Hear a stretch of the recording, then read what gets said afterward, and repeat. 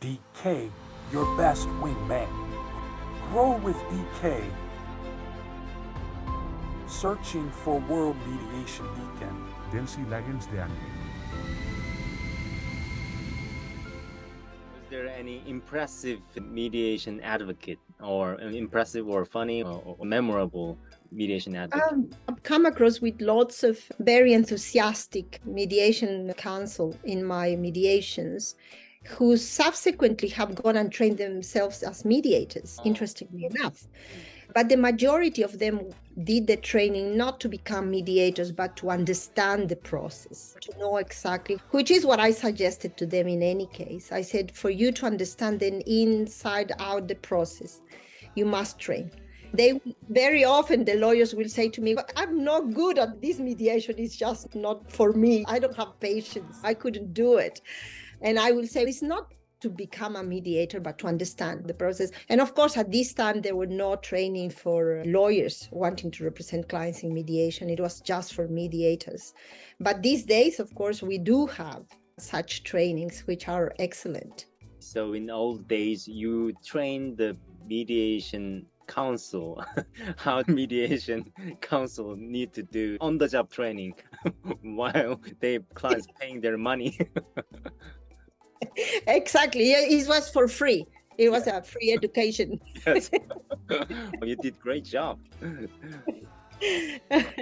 You are founder of Australian mediation and mediation counsel market, it seems like.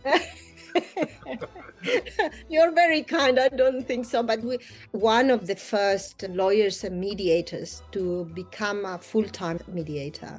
The very few of us at the time. Now, of course, we have a more popularity also because of the Singapore Convention. This instrument has come at a time where mediation was already being used widely in international trade law, but was not recognized properly as a process. And obviously one of the reasons was because you could not enforce the settlement agreement. But now with the Singapore Convention, we are experiencing this popularity in mediation, and it is great. I just came back from Peru, where I was speaking again about the Singapore Convention, the benefits, and why most countries need to not only sign, but ratify. The signature is great, but I always explain it's like in a convention, when you sign, it's like you are engaged with somebody. You give them a nice ring and you're engaged, but you're not married yet. Exactly. So when you ratify, then that's when you get married. So it is important, yes, to sign the convention, but it is also very important to ratify it. And the more countries they do it, I think it's just going to bring mediation to the level it deserves to be used as a dispute resolution method. While listening your story, I'm already standing on your shoulders. You are giants, and you already put the foundation of Mediation Advocacy Singapore Convention. Now I'm on your shoulders. I was really already got a lot of benefit from your groundworks. You did everything, including you, Manon, and George, and every person does put the seed and groundwork. So very easy for our generation go into the mediations world because of your groundwork. I'm really appreciate your work. Thank you, DK. You are just very kind. We did what we needed to do at the time. And like Manon, I met her in a long time ago. I forgot even which year, because we were the first ones to be involved in the IC mediation competition in Paris. And so it was just a little group of us. And it has grown to what it is today. And it has been wonderful to see people like her and others, Jason Meek, one of the others, who was very instrumental in encouraging universities to send their teams to mediation. At the time, they have no clue what it is. Some of them will say, oh, you just sit there and then negotiate something. It's now, thanks to them, that a lot of universities have ADR and mediation as part of their subject studies. And that's one way of trying to provide the new generation of lawyers with these new tools. It's not you're abandoning one or other, it's just you add more tools to your toolbox to then provide to your client the right one for them. It has been an amazing journey, DK. Amazing. My last question about the mediation. As your culture expert, what's your experience with your experience or others' experience breaching taboos in diverse cultures? Working in different cultures, of course, very challenging. And for a woman, working in a culture where, for example, women are not the ones to speak or just our support for men, it has been difficult. I have encountered a lot of resistance in some groups about me being a woman to come and have a leading role, in a sense, to be the mediator in these processes. But when you go with your heart, because we go to this profession not because we want to make money. This is the truth. At the beginning, if you knew how much we were paid to do mediations in the early days, it was a labor of love because we believed that this was the best way of helping people. When you go with that attitude and that commitment that you really want to help, you are there because you really genuinely want to help. People feel that. You cannot fool people. Even if it is very simple people, you cannot. So if you go with that real, genuine desire of helping, I feel that suddenly there is an acceptance. Although they might be a bit uncomfortable, what this woman is doing here and that kind of thing. But once you break that and establish that you are there because you really want to help, genuinely want to help. And that means your time. It's not just about you telling them, it is about your actions. Again, respecting their culture. You sit on the floor, you take off your shoes, you learn the greetings, the proper things to say and to do. Then there is a connection. And then people realize that maybe this person is here to actually help us. So with that, then this taboo, for example, of being a woman, I have a beautiful story also about in another country where the girls are married very young and they just have, that is their life. They are married very young and the job around the house and doing these house chores, being a housewife is what they are. So studying and doing those things is not part of their future. So when I arrived to this particular country, I saw this as a woman. I thought, oh, this is so sad. But how can I change? True change, real change doesn't come if you force it. It has to come from inside, from people realizing this is the way to do it. And it is a painful, long, gradual change. So it happened, I think, in 5 years or so after I arrived. But there was one girl who used to come very often to the meetings with her father, who was one of the elders of the community. She would sit with him and then just look at me, and she always asked to take a photo with me, things like that. And time later, she said that she wanted to talk to me.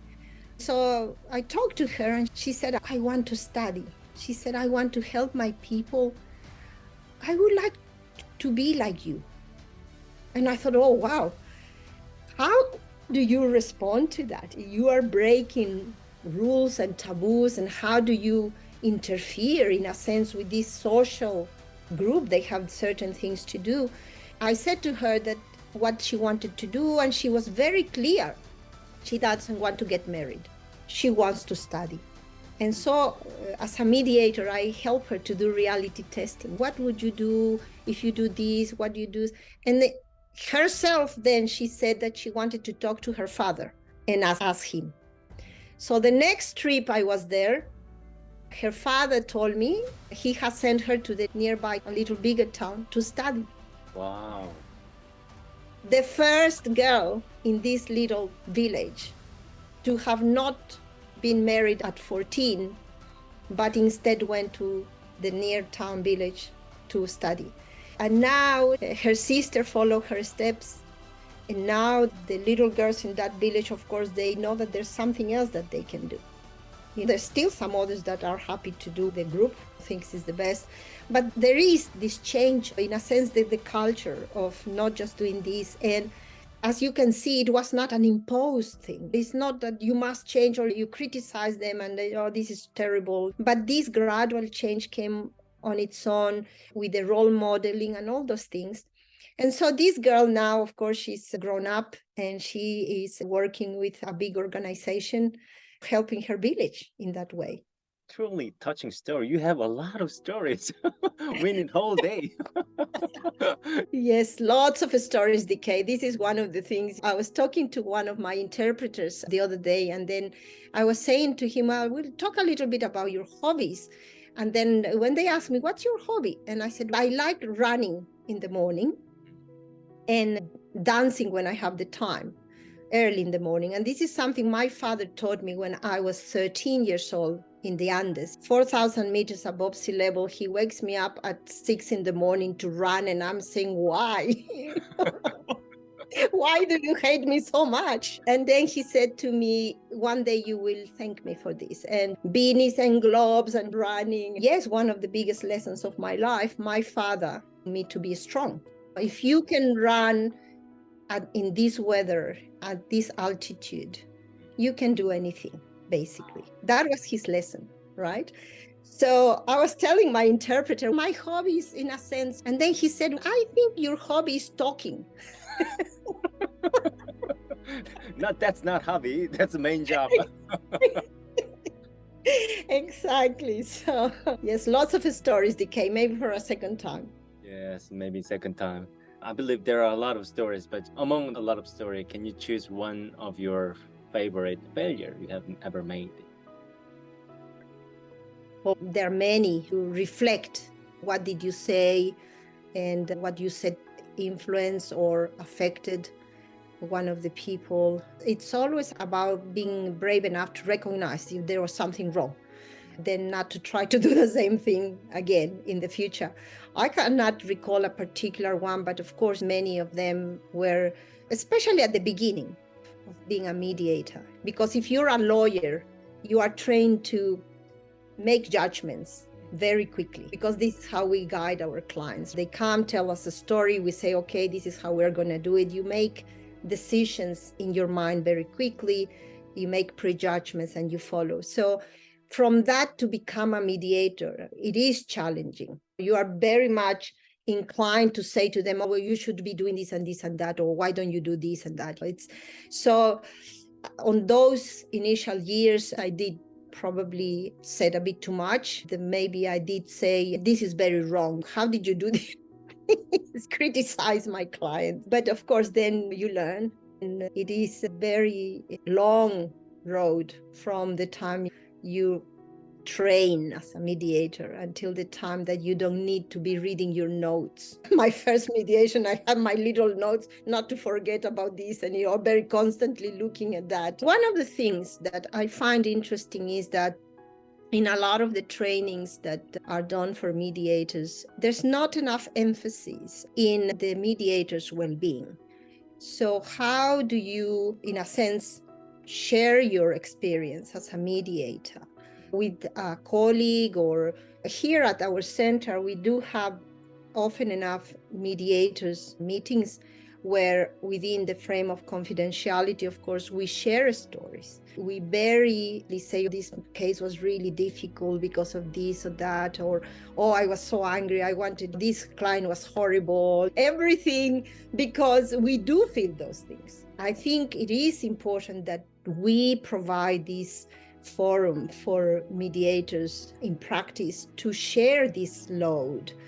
There is a condition, it's called compassion fatigue, that happens in a lot of professions, mediators, who actually get either burnout or stressed and then sick because of the amount of pressure. This is a lot of emotional investment in mediation. So it is important to look after yourself.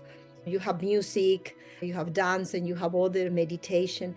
But also, I think it's important to have a space where mediators, we can come together and share the good things, the challenging things, all these experiences, because they are very heavy. They are very heavy. Thank you so much.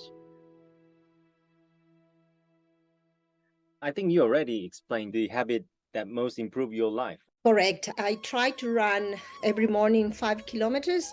Sometimes if I'm traveling in different places, it becomes a little bit of a challenge, but I have taken also the practice of, and so I do that in any case, even in an airport or somewhere, even just 5 to 10 minutes. When I do have the time, I do the 45-minute Qigong practice. Otherwise, I'll do just a brief one. And I can see the difference. The days that I don't do the Qigong, they're a little bit, exactly. But so running, dancing, and Qigong are the habits that have allowed me to push through difficult times. Life is full of challenges. I think those three activities, and it's recent, of course, running from a long time, as well as dancing, but the Qigong is just recent, maybe just 3 years ago. Do you have a Qigong teacher, online or offline? Look, it's online. It's a Vietnamese teacher. I initially was paying for coaching, and it was not working for me for some reason. But I found this teacher is called the Just Qigong channel, and it is for obviously free. I watched that. I think I watched that. Maybe the same thing. Oh, did you? It seems like Vietnamese and with the suit and is on YouTube. Yeah, brown. It has a brown Brown. kind of, yes. Yes, This is I- just a small fellow. And bold, right? yes, correct. Yes. Yes. All right, thank you very much. There's another common denominator other than meditation. Qigong. Great, thank you. My next question about the experience is, what's your best investment you have ever made? Either money, time, or energy within 3 years or 5 years? Oh, look, to me, my best investment have been my children. I have 2 kids, 1 boy and a girl. As a mother, I decided to postpone a little bit my career in order to look after them 100%. And I received a lot of criticism from family members and colleagues, etc. But I felt really strongly that they were my children and I had to look after them. I spent a number of years with them, just looking after them, and I was doing mediation on the side, and that's one of the reasons I chose the mediation, because it was quite flexible. By far my best investment in time has been I'm so proud of them. I'm not a perfect mom, but I've done the best I could. They are not perfect kids, but they are really very good kids. No one is perfect, right? Yeah, try to, but Yes. probably not succeed. Yes. Thank you so much. And next one is the life recommendations. If you can read only one book for the rest of your life, what would it be other than the religious one? I met the Dalai Lama twice, and it did have a lot of influence in my life. I did not become a Buddhist, but I thought everything that he said made sense to me at that time, many years ago. And so I received, actually, my kids gave me a Christmas present many years ago after just meeting the Dalai Lama, and it's called The Art of Happiness, which he wrote with psychiatrists, interestingly enough.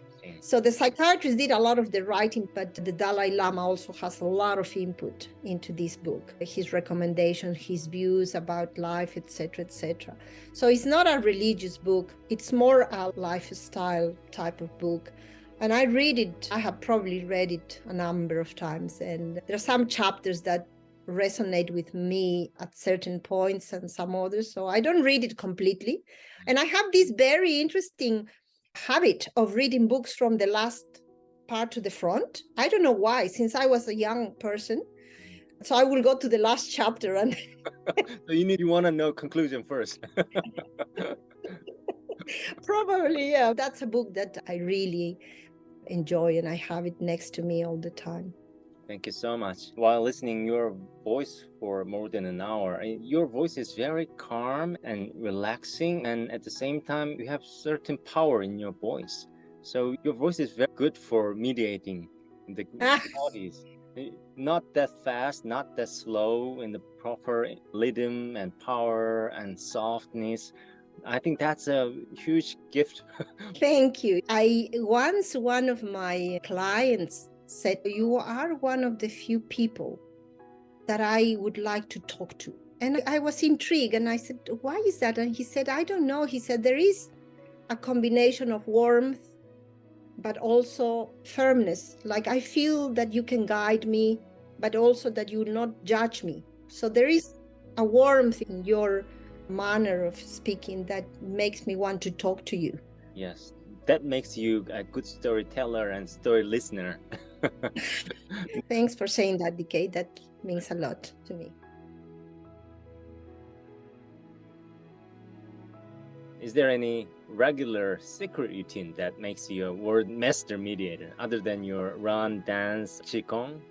It might seem a little bit difficult. I like talking, but when I'm mediating, I tend to listen quite intensely. We call it active listening, but I listen, really properly listen, because again, very often when people in conflict come to you, they are confused.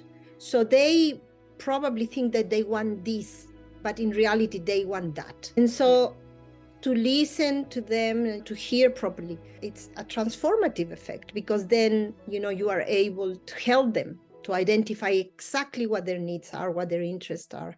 And that to me, it's something very important for a mediator to be able to do that. It is amazing.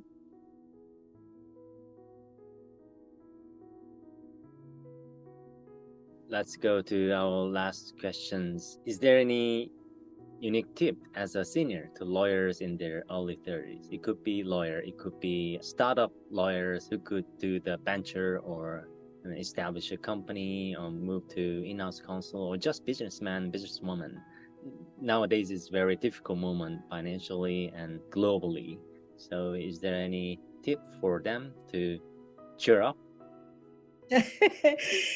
Look, I believe firmly that when you do things because your purpose, your objective is not to harm others or not to take advantage of others, or not just exclusively money making, I think there is something in the universe that helps you to achieve your goals. Very often people ask me, "Oh, did you plan all these things?" I actually didn't have a plan apart from genuinely, and that's why initially I became a lawyer, is because I wanted to help people. So once you get that, I think wonderful things happen. You meet people like-minded and things happen. I don't feel that I've ever had any doubt about anything, but I also didn't think I'm going to achieve this success or I'm going to make this money. I know a lot of people do these things. Maybe I should have, but I don't. I think, to me, it sounds very cheesy, but I always really feel that this is true. It's about the people I meet, the experiences that I have, the stories that I hear, the stories that I share with people, the food that I share with friends and new friends. That is life to me. How do you get there from A to B? To me, that is life. It's not just getting to B. And if you do things like that, I think with that purpose, genuine purpose to help others, I think you will be recompensed financially. Of course, after COVID-19, it's been very difficult for everybody, every sector. And I think probably next year is also going to be a bit difficult. But we should concentrate on building our humanness, what are the things, I like what you say, the common denominators, rather than talk about the things that make us different. What are the things that make us very common denominator, the similarities? Because at the end of the day, we're all human beings, right? There's no difference. Just you think about this, or it doesn't matter. Let's concentrate on the commonalities, on the common denominators. I fully agree. And this morning, while meditating, we are part of the earth, right? And so we are connected, either directly or indirectly, something invisible things. And at the same time, we're part of our galaxy and part of our universe. So we are just a part of it, and part of it connected to everyone. On that thought, as you mentioned, we need to help each other. It's helping each other, but at the same time helping myself on our part, our earth, so our universe. So I'm not just giving something to someone because I have money, but I have talent, I have something, but it's just helping our earth. So I'm completely agree with your advice, and I'm very happy to hear that. That's excellent. Thank you.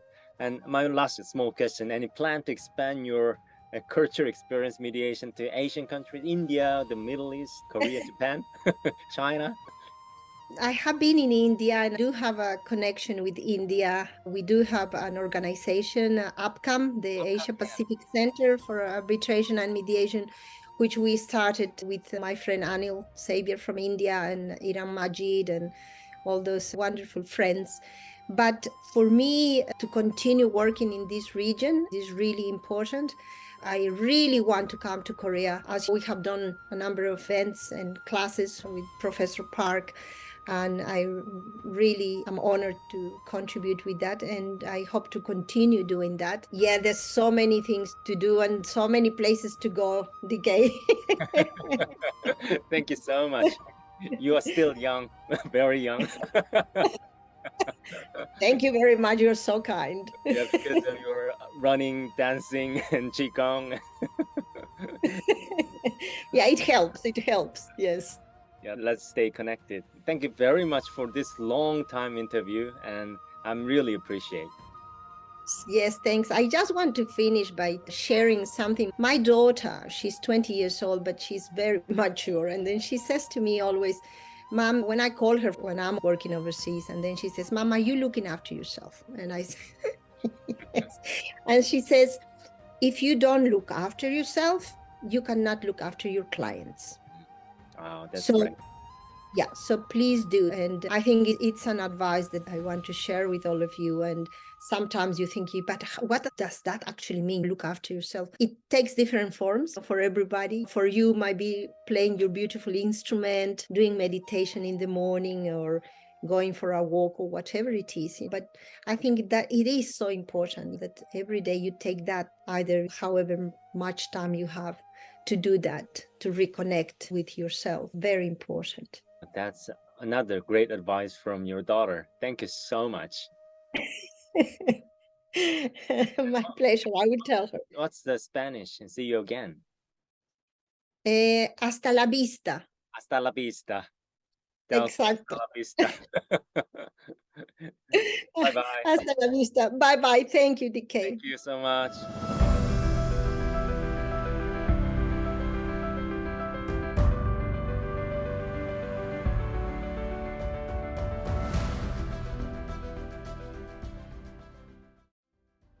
I'm beyond excited to have my guest today. His name is Loon Senong. He was Executive Director of Singapore Mediation Center, SMC, for 15 years. He is not only representative international mediator of Singapore, but the best mediation trainer I have ever met. He taught mediation in Singapore, Korea, Thailand, Malta, Fiji. He's literally mediation evangelist. Hello, Senong. Welcome to the show. Hi, DK. That is far too kind an introduction. Born in Malaysia, after I did my earlier education in Malaysia, I came to Singapore